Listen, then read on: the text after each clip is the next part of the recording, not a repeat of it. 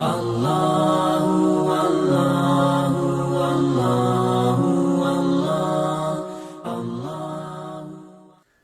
انسان گناہ کرتا ہے تو 4 گواہ بناتا ہے. سب سے پہلا جو گواہ بنتا ہے اس کا، وہ جس زمین کے اوپر گناہ کر رہا ہوتا ہے وہ سب سے پہلے زمین گواہ بنتی ہے. یومئذ تحدث اخبارها، یہ دلیل ہے قرآن کے اندر کہ اس دن زمین اپنی تمام خبروں کو بیان کرے گی. تو حضور اکرم صلی اللہ علیہ وآلہ وسلم نے ہی اس آیت کی تشریح کی. صحابہ کرام نے پوچھا یا رسول اللہ اس کی تشریح فرما دیجیے. اب حضور اکرم صلی اللہ علیہ وسلم اس کی تشریح فرما رہے ہیں کہ زمین کی پشت کے اوپر انسان جو اعمال کرتا ہے، چاہے وہ نیک ہو چاہے وہ بد ہو، سارے یہ زمین بیان کرے گی اور گواہی دے گی قیامت کے دن. تو لہذا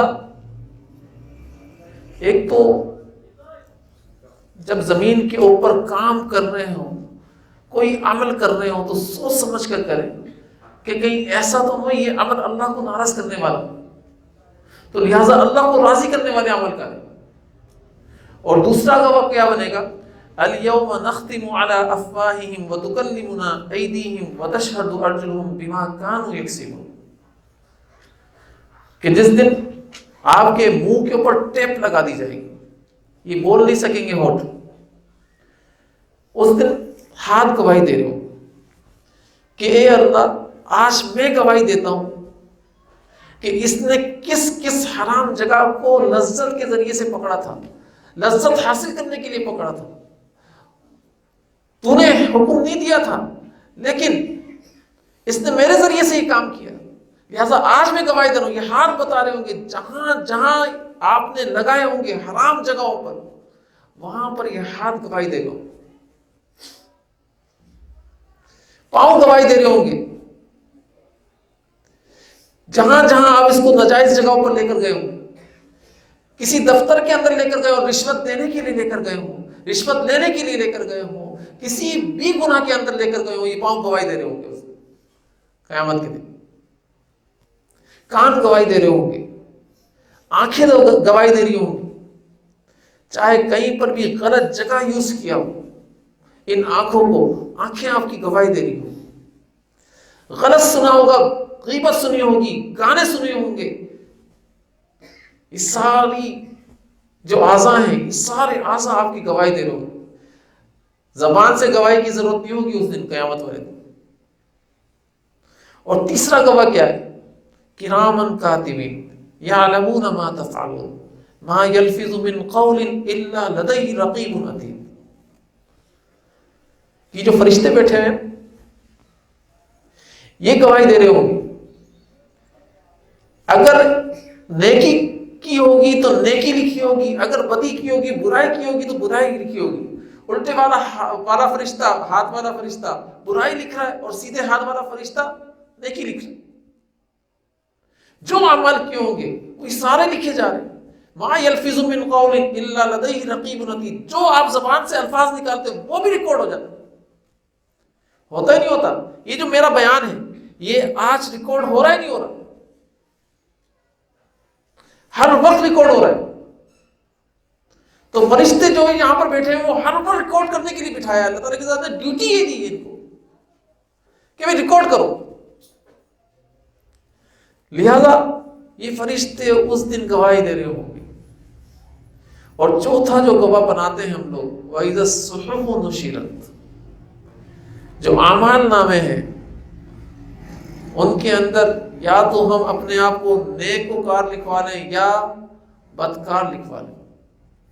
3 ہی قسم کے رجسٹرڈ ہیں. ایک کے اندر ایک رجسٹر کا نام اولیاء اللہ کا رجسٹر ہے، اس کے اندر اولیاء اللہ کی رجسٹری ہوتی ہے. جو بندہ بھی ولی بنتا ہے اللہ تعالیٰ اس رجسٹر کے اندر اس کا نام لکھ دیتے ہیں. اور جو بندہ فاسق مسلمان ہوتا ہے تو فاسق مسلمان کا رجسٹر ہی الگ ہے. اور جو بندہ کافر اور فاجر ہوتا ہے اس کا رجسٹر الگ ہے. یہ 3 ہی قسم کے رجسٹر ہیں. تو آپ کو اللہ تعالیٰ کی ذات نے اب حکم دے دیا، بتا دیا کہ بھائی تو جیسا چاہے اپنے اس رجسٹر کے نام لکھوا لے، میں تو یہ چاہتا ہوں کہ تو جب میرے پاس آئے تو ولایت کا تاج پہن کر آئے۔ اب تو کیا چاہتا ہے؟ تو اپنی چاہت بتا۔ میں تو یہ چاہتا ہوں کہ جب تو اس دنیا سے رخصت ہو رہا ہو تو تیرے سر کے اوپر اپنی دوستی کا تاج سجا کر اس دنیا سے رخصت کرواؤں۔ اب تو بتا، میری دوستی کا تاج پہننا چاہتا ہے نہیں پہننا چاہتا؟ تو یہ بتا بس۔ آپ بتائیں بھائی کیا کرنا چاہتے ہیں؟ تو یہ قیامت کے دن 4 گواہ پیش ہوں گے جو ہماری ہر حرکات اور سکنات، لفظ، سانسوں کو بھی بتا رہے ہوں گے کہ کس چیز کے اندر ہم نے گزارا۔ اب حدیث کے اندر آتا ہے کہ جب یہ 4 گواہ بن جائیں گے تو ہم ایسا کیا کریں کہ یہ قیامت کے دن 4 گواہ پیش ہی نہ ہو، یہ گواہی نہ دے سکے۔ یہ سوال ہے نا، جب یہ 4 گواہ پیش ہوں گے تو ہمارا تو بیڑا غرق ہو جائے گا، تباہ ہو جائیں گے ہم لوگ۔ تو ایسا کیا کریں کہ قیامت والے دن یہ 4 گواہ پیش نہ ہو۔ اس کے لیے بھی حضور اکرم صلی اللہ علیہ وسلم کی ذات نسخہ بتا رہے ہیں، اور وہ حضور اکرم صلی اللہ علیہ وسلم کی ذات کیا بتا رہے ہیں کہ بھئی توبہ کر لو۔ اگر تم نے توبہ کر لی تو یہ 4 گواہ قیامت والے دن گواہی ہی نہیں دے سکیں گے۔ توبہ کرو، لیکن توبہ ایسے آسانی سے نہیں ہو جاتی ہے۔ توبہ کی بھی 4 شرائط ہیں۔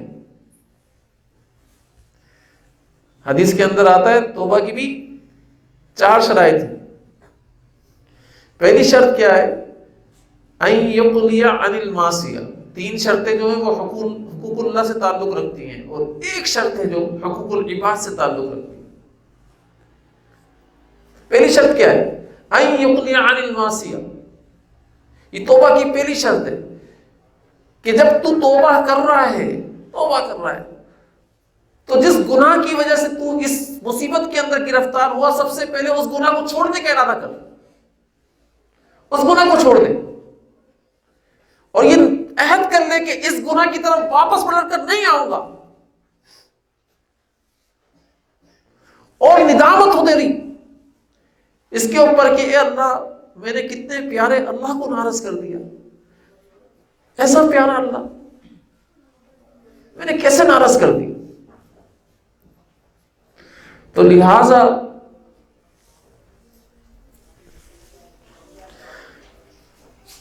یہ جو 3 شرائط میں نے بتائی ہیں، ایک ہے ان یقلی عن المعصیہ، ٹھیک ہے نا، گناہ کو چھوڑ دے، ان یندم علیہا، ندامت ہو اس کے اوپر، اور تیسری شرط کیا ہے؟ ان یعزم عزما جازما الا یعود الیہا ابدا، کہ عزم کر لے، عزم اس کے اوپر جم جائے کہ کچھ بھی ہو جائے، میں مر جاؤں، میری آخری سانس نکل جائے، لیکن میں کبھی بھی اس گناہ کی طرف لوٹوں گا نہیں واپس۔ یہ طے کر لے اپنے اوپر۔ لیکن پھر بھی اگر وہ اس گناہ کی طرف لوٹتا ہے، پھر گناہ کرتا ہے، پھر توبہ کر لیتا ہے، پھر گناہ کرتا ہے، پھر توبہ کر لیتا ہے، پھر گناہ کرتا ہے، پھر توبہ کر لیتا ہے، چاہے وہ دن بھر کے اندر 70 مرتبہ گناہ کرتا ہو، 70 مرتبہ توبہ کرے وہ، اللہ تعالیٰ فرماتے میں 70 دفعہ اس کو معاف کروں گا، 70 دفعہ معاف کروں۔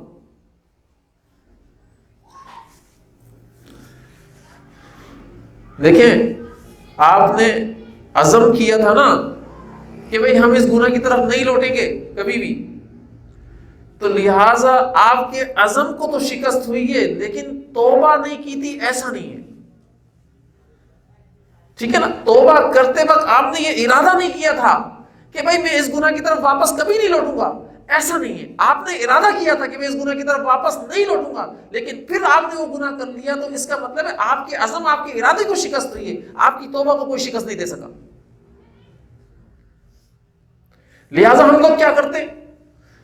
ہم لوگ بار بار گناہ کر کے توبہ کرنا چھوڑ دیتے ہیں، یار اب شرم آتی ہے توبہ کرتے ہیں، یار اب شرم آتی توبہ کرتے ہوئے، اب کیا بار بار گناہ کرتے ہیں، بار بار توبہ کرتے ہیں؟ ارے شرم آتی تو گناہ کرتے ہوئے شرم آنی چاہیے، توبہ کرتے ہوئے شرم کیوں آ رہی ہے؟ توبہ کرنے کے اوپر تو آپ معاف ہو رہے ہو۔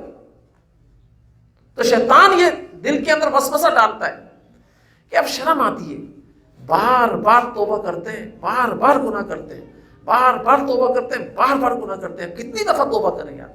تو وہ گناہ تو چھوڑتا نہیں ہے لیکن توبہ کرنا چھوڑ دیتا ہے۔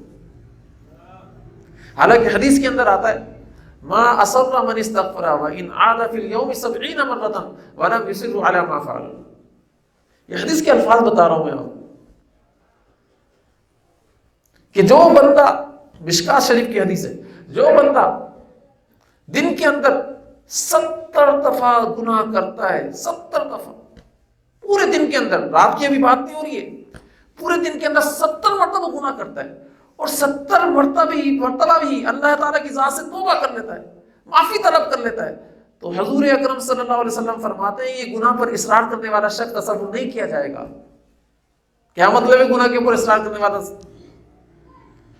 اس کا مطلب یہ ہے کہ یہ گناہ گار تصور نہیں کیا جائے گا، اللہ تعالیٰ کی ذات اس کی توبہ قبول کر چکے ہوں گے۔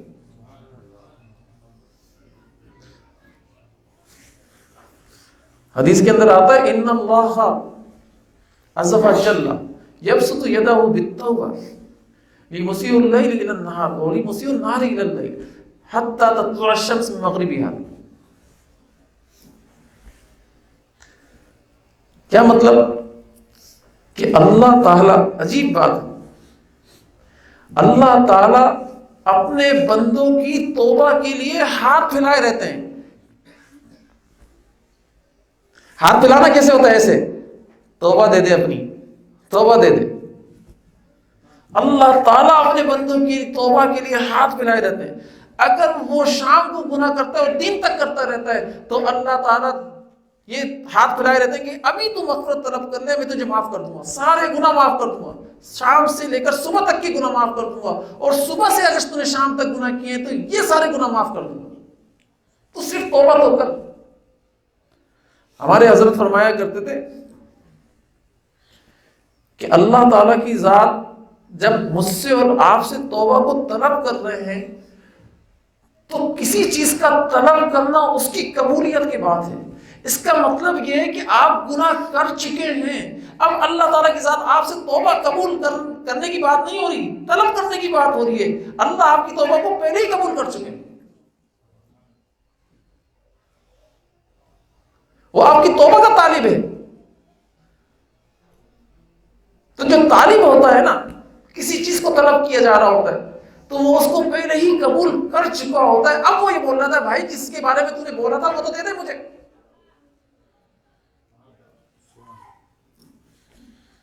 تو سمجھنے کی ضرورت ہے اس بات کو۔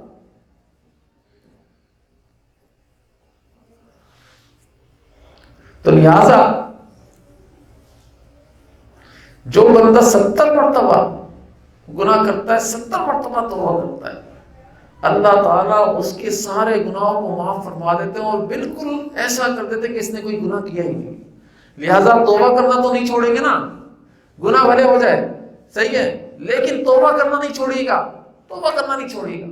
ہاں یہ ہے کہ توبہ جب کر رہے ہیں اس وقت عزم ہونا چاہیے کہ اس گناہ کی طرف ہم کبھی لوٹیں گے نہیں۔ پھر اگر آپ گناہ کر لیتے ہیں اور لوٹ آتے ہیں تو پھر دوبارہ توبہ کر لیں، پھر دوبارہ توبہ کر لیں، وقت نہ دیں اس میں شیطان کو، ابلیس کو وقت نہ دیں، بالکل یہ آپ طے کر لیں اپنے اوپر۔ سمجھ رہے؟ دیکھیں ایک شخص ہے وہ بولتا ہے کہ بھائی اتنے گناہ ہو گئے، میرے پاس آیا ایک شخص وہ بولتا ہے اتنے گناہ ہو گئے، اتنے گناہ کر لیے میں نے، زندگی بھر گناہ کرتا رہا، مجھے ایسا لگتا ہے میری توبہ قبول ہی نہیں ہوگی، مجھے ایسا لگتا ہے میری توبہ قبول ہی نہیں ہوگی۔ تو ایسے حکیم الامت رحمۃ اللہ علیہ کے پاس ایک شخص آیا تھا، اس نے ایسے ہی بولا تھا کہ بھائی مجھے ایسا لگتا ہے کہ میں نے اتنے گناہ کیے ہیں میری توبہ قبول ہی نہیں ہوگی، میں اتنا گنہ گار ہوں۔ تو بظاہر تو ایسا لگتا ہے یہ بہت بڑا متواضع شخص ہے، تواضع اختیار کر رہا ہے کہ اس کے اندر بڑی ندامت ہے کہ اپنے گناہ کے بارے میں ایسی باتیں کر رہا ہے۔ تو حضرت حکیم الامت رحمۃ اللہ علیہ فرماتے ہیں کہ یہ انتہائی درجے کا متکبر انسان ہے، کیونکہ اس نے اپنے گناہ کو اللہ کی عظمت سے بڑا سمجھا ہوا ہے۔ اللہ کی عظمت کو اگر بڑا سمجھتا تو اس کے گناہ اس کے سامنے چھوٹے آتے نظر، اور یہ اسی وقت طے کر لیتا کہ اے اللہ تیری عظمت بڑی ہے، تیری عظمت بڑی ہے، تو لہٰذا میرے گناہ تو بہت چھوٹے ہیں، اپنی عظمت کے طفیل میں میرے گناہ معاف فرما دے۔ اللہ تعالیٰ اپنی عظمت کے طفیل میں اس کے گناہ معاف فرما دیتا۔ بھائی کراچی کے جتنے بھی لوگ ہیں ان سب کا پیشاب پخانہ کہاں جاتا ہے؟ سمندر کے اندر جاتا ہی نہیں جاتا؟ جاتا ہے نا؟ سمندر کی ایک لہر آتی ہے ساری بہا کر لے جاتی ہے۔ اب اگر اس سمندر کے پانی میں امام صاحب بھی نہا کر نکلیں گے تو پاک نکلیں گے، چاہے پیشاب پخانہ جا رہا ہو اس کے، اور اگر وہ نماز پڑھا دیں گے تو نماز ہو جائے گی، ان کی خود کی بھی ہو جائے گی، جن کو پڑھا رہے ہیں ان کی بھی ہو جائے گی، کیونکہ پاک ہیں۔ تو ایسے ہی چاہے آپ کے گناہ آسمان تک لگ جائیں، چاہے آپ کے گناہ زمین کے نیچے تک چلے جائیں، تحت الثری تک چلے جائیں، لیکن اللہ کی رحمت کی ایک لہر آتی ہے، وہ سارے گناہوں کو بہا کر لے جاتی ہے، آپ کو پاک صاف کر کے نکال دیتی ہے، آپ پاک صاف ہو جاتے ہیں۔ تو لہٰذا اللہ کی رحمت سے مایوس نہیں ہونا چاہیے، اللہ کی رحمت کو سمجھنا چاہیے۔ حضرت فرمایا کرتے تھے کہ حضرت وحشی رضی اللہ تعالی عنہ کو جب دعوت دی گئی تو وہ نخرے کر رہے تھے کہ بھائی میں کیسے ایمان لے کر آ جاؤں، کیسے ایمان، کیونکہ آپ کا اللہ تو فرماتا ہے کہ جس نے شرک کیا ہے وہ گناہ معاف نہیں ہوگا، باقی سارے گناہ معاف کر دوں گا۔ میں نے تو شرک کیا ہوا ہے، جب میں نے شرک کیا ہوا ہے تو میرا گناہ تو معاف ہونا ہی نہیں ہے، تو لہٰذا میں کیسے ایمان لے کر آ جاؤں؟ ان اللہ لا یغفر ان یشرک بہ ویغفر ما دون ذلک لمن یشاء، یہ ہے نہیں آیت؟ تو اس پر اب اللہ تعالیٰ کی ذاتی آیت اتار رہے ہیں کہ بھائی اس کو بولو قل یا عبادی الذین اسرفوا علی انفسہم لا تقنطوا من رحمت اللہ ان اللہ یغفر الذنوب جميعا انہ هو الغفور الرحیم۔ اس کو یہ کہو کہ اے میرے بندے، جن لوگوں نے اپنی جانوں پر ظلم کر لیا، لا تقنطوا من رحمت اللہ، وہ میری رحمت سے مایوس نہ ہو، سارے گناہوں کو معاف کر دوں گا۔ شرک کیا حیثیت رکھتا ہے؟ سارے گناہوں کو معاف کر دوں، توبہ تو کر، توبہ تو کر میری بارگاہ کے اندر، تیرے سارے گناہوں کو میں معاف کر دوں، بس مجھے تیری توبہ چاہیے۔ سمجھ رہے میرے بات؟ ہمارے حضرت فرمایا کرتے تھے کہ اگر شیطان ابلیس اتنے سارے گناہ کرا دیے، اگر ابلیس صرف اللہ کی بارگاہ میں یہ بول دے اللہ میں اب تھک چکا ہوں اور توبہ کرتا ہوں، اللہ اس کو بھی معاف فرما دیں گے۔ اللہ کی رحمت سے یہ ہوئی، اللہ اس کو بھی معاف فرما دیں گے۔ حضرت فرمایا کرتے تھے کہ ابلیس کے اندر 3 عین تھے، عابد، اور زیادہ عبادت کرنے والا تھا، زمین کا کوئی حصہ نہیں چھوڑا عبادت کرنے سے، خوب عبادت کی، عارف اتنا بڑا کہ اللہ کی ذات کو پہچانتا تھا، اور عالم اتنا بڑا کہ سارے انبیاء علیہ السلام کی جزیات کے ساتھ کلیات بھی جانتا تھا، شریعت کی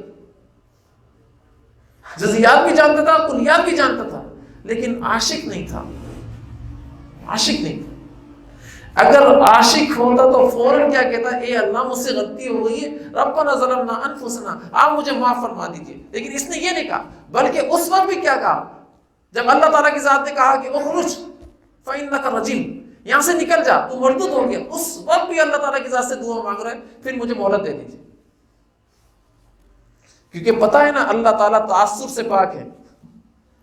اللہ تعالیٰ کی ذات کو جب غصہ بھی آ رہا ہے تو اس غصے سے بھی پاک ہے اللہ تعالیٰ، اس کا تاثر اللہ تعالیٰ کی ذات کے اوپر نہیں ہوگا، اس لیے اس وقت بھی اس نے یہ دعا مانگی اور اللہ تعالیٰ کی ذات نے اس کی دعا کو قبول کیا۔ تو لہذا عاشقین کے معاملے میں اگر عاشق ہوتا تو کبھی ایسا نہیں کرتا، فوراً اپنی غلطی کے اوپر ندامت ہوتی اور فوراً اللہ تعالیٰ کی ذات کی بارگاہ کے اندر حاضر ہوتا اور مغفرت کی دعا کر لیتا، اللہ تعالیٰ معاف فرما دیتے، اس کو معاف فرما دیتے۔